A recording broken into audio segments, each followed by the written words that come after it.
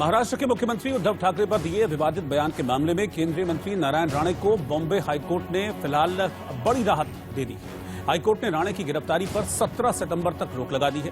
महाराष्ट्र सरकार की ओर से बॉम्बे हाईकोर्ट में कहा गया है कि नासिक में दर्ज एफआईआर मामले में उद्धव सरकार बदले की कार्रवाई नहीं करेगी। नासिक में राणे के खिलाफ दर्ज हुई एफआईआर पर अब अगली सुनवाई 17 सितंबर को होगी।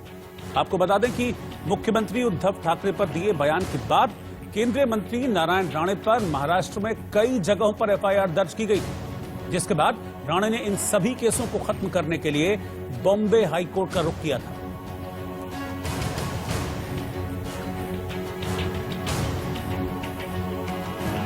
में जब सुनवाई हुई, हमने यही दावा किया था कि जो एफआईआर राणे साहब के खिलाफ दाखिल की गई है वो सरासर गलत है, इलीगल है और उसमें कोई सब्सटेंस नहीं है।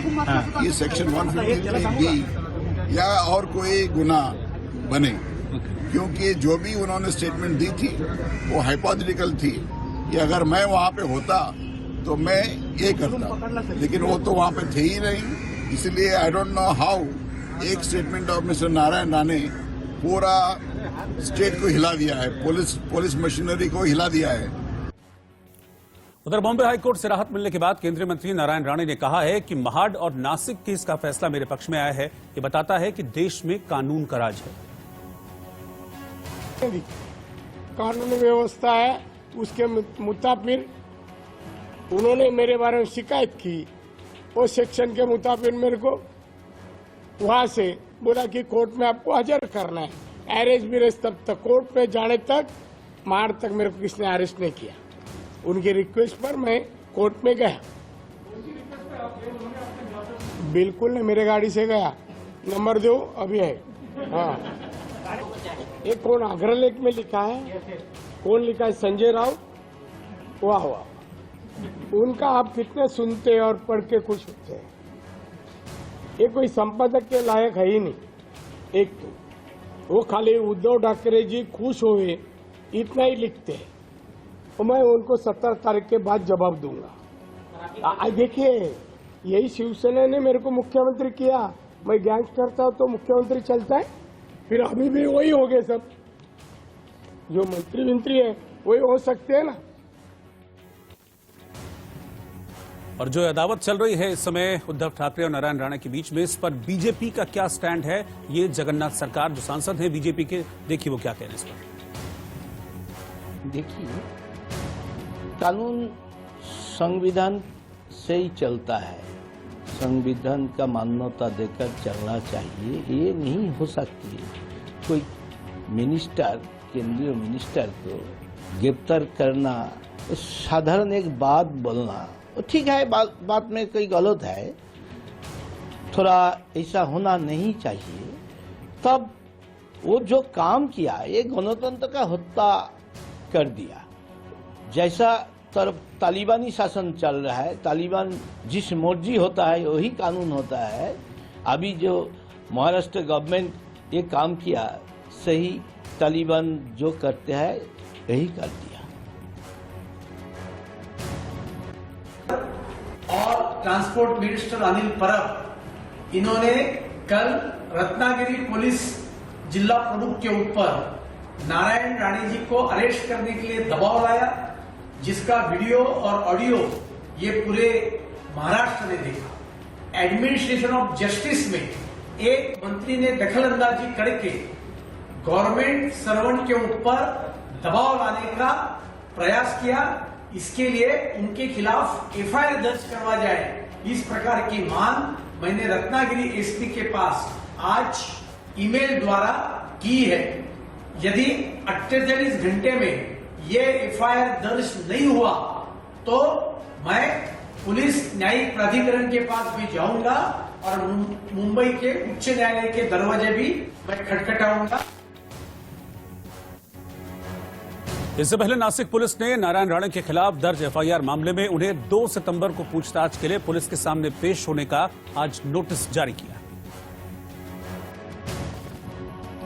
2021 जो है साइबर पुलिस स्टेशन नासिक शहर पुलिस आयुक्तालय के अंतर्गत यहाँ पर माननीय केंद्रीय मंत्री साहब नारायण राणे साहब के विरुद्ध में एक गुना दाखिल हुआ था कल, और इस संदर्भ में सिमिलर एक ऑफेंस जो है वो रायगढ़ जिले में महाड़ पुलिस स्टेशन अंतर्गत दाखिल हुआ था। माननीय मंत्री महोदय साहब को वहां पर उपस्थित किया गया और अरेस्ट करने के बाद से उनके बेल के ऊपर में सुनवाई हुई और माननीय न्यायालय ने माननीय केंद्रीय मंत्री साहब नारायण राणे साहब को बेल दे दिया है। और इसलिए जब सिमिलर एक फिरियाद थी और साहब ने उसमें ये लिख करके दिया है कि ऐसे घटने की पुनरावृत्ति नहीं होगी, तो इसलिए हमको भी समाधान हुआ है कि इसमें अब अरेस्ट की जरूरत नहीं है और सिर्फ साहब को हमने उसमें समझ पत्र दिया है कि 2 सितंबर के दिन वो साइबर पुलिस स्टेशन नासिक शहर पुलिस आयुक्तालय में आकर के तपास में जो इन्वेस्टिगेशन की प्रक्रिया है उसमें सहकार्य करें। पशुपति पारस ने चिराग पासवान पर बड़ा हमला बोला है। केंद्रीय खाद्य प्रसंस्करण मंत्री पशुपति कुमार पारस ने चिराग पासवान पर बड़ा हमला बोला है। उन्होंने कहा कि चिराग ने अपने पिता रामविलास पासवान को जबरन राष्ट्रीय अध्यक्ष पद से हटा दिया, जबकि उनकी हटने की इच्छा नहीं थी। उत्तराखंड के रुड़की में कांग्रेस ने पुष्कर सिंह धामी सरकार के खिलाफ जोरदार प्रदर्शन किया। कांग्रेस ने सरकार पर नौकरी देने में विफल रहने का आरोप लगाया और विरोध जाहिर किया।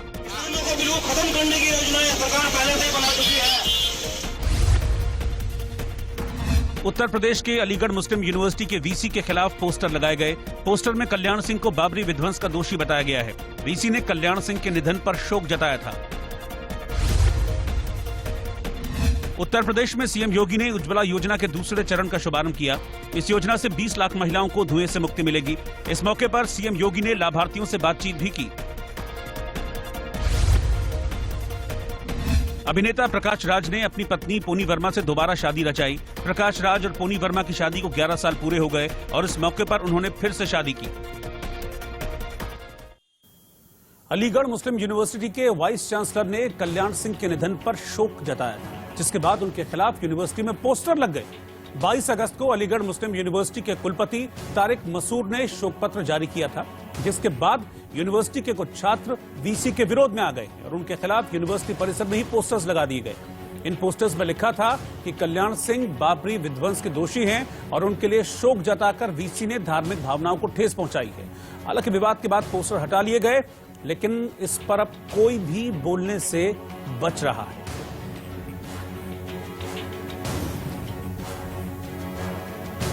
पहले आप ये देखिए कि एएमयू यानी कि अलीगढ़ मुस्लिम यूनिवर्सिटी के छात्र इस पूरे प्रकरण पर क्या कह रहे हैं, क्यों इस बात का वो विरोध कर रहे हैं। में कहीं पर्चा चिपका हुआ है कल्याण सिंह की मौत को लेकर के, और वाइस चांसलर ने जो उनके पे गम मनाया था तो उसको लेकर के उन्होंने एक स्टेटमेंट बना करके न उसमें लेकिन किसी ऑर्गेनाइजेशन का या किसी ग्रुप का नाम है, बल्कि स्टूडेंट ऑफ अलीगढ़ लिखा है। तो मेरे ख्याल से वो कौन लगाया है, क्या लगाया है, इसकी जांच का विषय है और बल्कि प्रोक्योरर टीम को यह देखना चाहिए कि कैमरे में देखना चाहिए और उन लोगों को भी सामने आना चाहिए जिन लोगों ने पर्चा लगाया। लेकिन इसको लेकर के बल्कि जो बयान था अखबार में छपा था कि पूरे देश का नुकसान है, अलीगढ़ मुस्लिम यूनिवर्सिटी के वाइस चांसलर साहब ने कहा था कि कल्याण सिंह का मौत पूरे देश का नुकसान है, तो मैंने उस पर लिखा था कि हो सकता है कि पूरे देश का नुकसान न हुआ हो, लेकिन अलीगढ़ मुस्लिम यूनिवर्सिटी के वाइस चांसलर का पर्सनल नुकसान है, क्योंकि उनका फैमिली टर्म्स था, वो हर जगह देखे जाते थे, उनके फैमिली में फंक्शन में हो, शादी ब्याह में हो या गम में या बीमारी में हो, हमेशा वो दिखे हैं। तो इससे पूरी दुनिया का जो अलीग है वो सब जानता था कि इनका बहुत पर्सनल नुकसान हुआ है और पर्सनल रिलेशन थे उनसे। साफ लफ्जों में लिखा हुआ है कि अलीगढ़ मुस्लिम यूनिवर्सिटी के तालिब इल्म वाइस चांसलर के इन्होंने जो ताज़ियती नशिस्त की है इसके खिलाफ है। उसकी वजह यह है कि अदालत उज़्मा ने जब 92 में बाबरी मस्जिद केस को सीएम से कहा कि इसको आप देखते रहिएगा, किसी तरह से भी बाबरी मस्जिद को शहीद नहीं किया जाएगा, तो उसकी धज्जियां उड़ाते हुए इन्होंने ना उसकी कोई रिस्पॉन्सिबिलिटी ली, ना जिम्मेदारी ली। आने वाला दिन ये था कि बाबरी मस्जिद हमारी शहीद हो गई। इस वजह से हम उस शख्स के लिए बिल्कुल नाकाबिले माफ़ी चीज़ है, उसको हम बर्दाश्त भी नहीं कर सकते हैं, क्योंकि उन्होंने बाबरी मस्जिद को शहीद किया था। इसलिए कल्याण सिंह के साथ में अगर वो खड़े हैं तो उनकी अपना पर्सनल कुछ वजहें हैं, जैसे उनको प्रेसिडेंट ऑफ इंडिया बनना होगा या गवर्नर की गद्दी चाहिए होगी। वहीं बीजेपी महासचिव कैलाश विजयवर्गीय ने कहा कि इस तरह की मानसिकता पूरे देश में कहीं ना कहीं काम कर रही है, चाहे जेएनयू में लगे देश विरोधी नारे हों या फिर बंगाल यूनिवर्सिटी में लगे नारे। इस प्रकार की मानसिकता सारे देश में कहीं ना कहीं काम कर रही है, चाहे वो जेएनयू के अंदर भारत विरोधी नारे लगे हों चाहे बंगाल की यूनिवर्सिटी में भारत विरोधी नारे लगे और भारत तेरे टुकड़े होंगे इंशाअल्लाह, ये वास्तव में मोदी जी के विकास के रथ को रोकना चाहते हैं। इस देश में गरीबी हटाओ के नारे तो बहुत लोगों ने लगाए, पर गरीब की गरीबी किसी ने नहीं हटाई। धर्म के आधार पर और वोट बैंक के आधार पर राजनीति की है।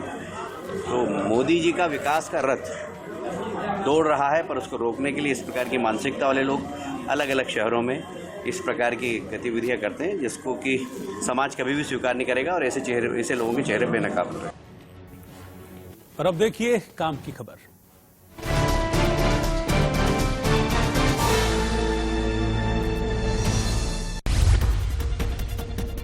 वित्त मंत्री निर्मला सीतारमण ने आसान बैंकिंग का चौथा चरण लॉन्च किया। इसकी मदद से किसानों को आसानी से कृषि लोन मिल पाएगा। केंद्र सरकार का लक्ष्य बैंकों की मदद से रूरल इंडिया को ज्यादा लोन बांटने का है।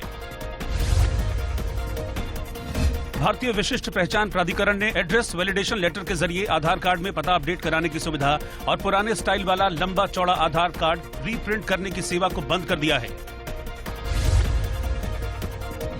ई बाइक गो ने अपने इलेक्ट्रॉनिक स्कूटर को लॉन्च किया है। ये इलेक्ट्रिक स्कूटर एक बार फुल चार्ज होने पर 160 किलोमीटर चलेगा। इस स्कूटर की बुकिंग महज 499 रुपए में की जा रही है। उत्तराखंड अधीनस्थ सेवा चयन आयोग ने ड्राइवर, डिस्पैचर, राइडर और प्रवर्तन ड्राइवर के 164 पदों पर भर्ती के लिए आवेदन मांगे हैं। 27 अगस्त से आवेदन की प्रक्रिया शुरू होगी। इच्छुक अभ्यर्थी आयोग की आधिकारिक वेबसाइट sssc.uk.gov.in पर आवेदन कर सकते हैं।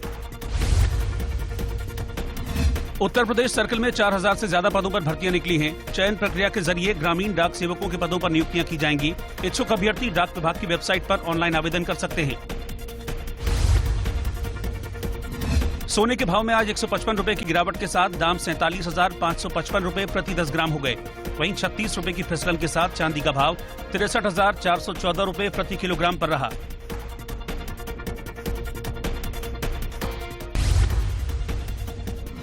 कारोबारी सप्ताह के तीसरे दिन बुधवार को बाजार गिरावट के साथ बंद हुआ। सेंसेक्स 14 अंक गिरकर 55,944 पर बंद हुआ। वहीं निफ्टी 10 अंक ऊपर चढ़कर 16,634 पर बंद हुआ।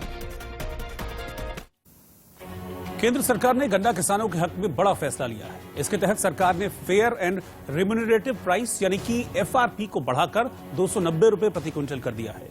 केंद्रीय मंत्री ने बताया कि एफआरपी 10% रिकवरी पर आधारित होगा। उन्होंने समझाया कि अगर किसी किसान की रिकवरी 9.5% से कम होती है तो उन्हें 275 रुपए 50 पैसे प्रति क्विंटल के हिसाब से भुगतान मिलेगा। एफआरपी वो न्यूनतम मूल्य है जिस पर चीनी मिलों को किसानों से गन्ना खरीदना होता है। Commission of agricultural cost and prices हर साल एफआरपी की सिफारिश सरकार से करता है। हालांकि एफआरपी सभी किसानों पर लागू नहीं होता है।